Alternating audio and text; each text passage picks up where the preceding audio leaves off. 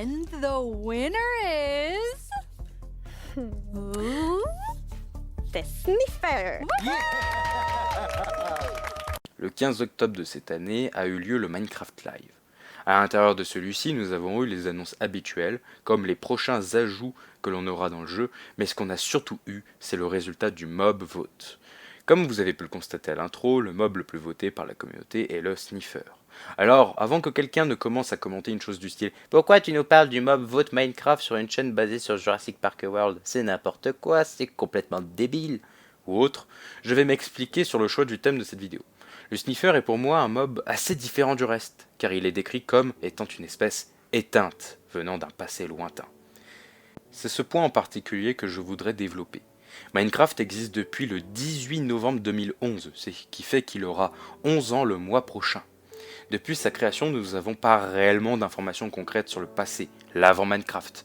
Qu'est-ce qu'il y avait avant l'Overworld? Était-il le même que celui qu'on connaît, ou a-t-il connu une préhistoire, ou même autres événements s'étant déroulés avant l'apparition des premiers villageois?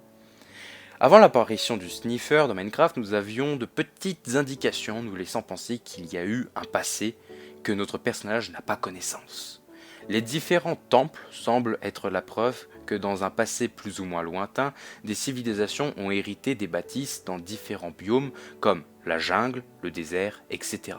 En plus de ça, certains blocs semblent posséder des inscriptions que nous n'arrivons pas à décoder, même si certains symboles restent assez compréhensibles. Maintenant que nous avons parlé des temples, nous allons pouvoir nous enfoncer sous terre pour découvrir ces étranges squelettes que nous pouvons trouver aléatoirement dans les grottes. Ceux-ci ne peuvent correspondre à des espèces existant dans l'Overworld, car aucune n'atteint des tailles autant gigantesques que celle-ci. Ces ossements se trouvant dans des cavernes et mines de différents joueurs n'ont pas encore trouvé leur propriétaire. Mais ce qui est sûr, c'est que l'espèce ayant eu ce squelette a disparu et n'appartient plus à ce monde. Peut-être que nous en apprendrons plus dans une future mise à jour du jeu. Maintenant que nous avons parlé du passé du jeu et de ce qui existait déjà avant le Sniffer, revenons à du concret et ce qui va arriver prochainement dans le jeu.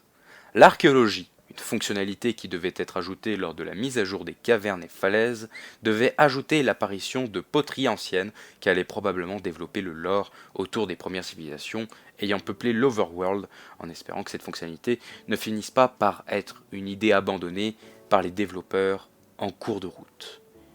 Pour revenir au Sniffer, celui-ci est décrit comme une espèce provenant d'un ancien passé, et qui peut être ramenée à la vie grâce aux œufs de Sniffer que l'on peut retrouver dans les épaves de bateaux. Cette information nous apprend que le Sniffer a donc côtoyé une espèce dite intelligente qui aurait récupéré et conservé ses œufs dans leur coffre pour une raison inconnue. Ou alors il ne savait pas comment faire pour que l'on puisse se fournir les œufs de la créature.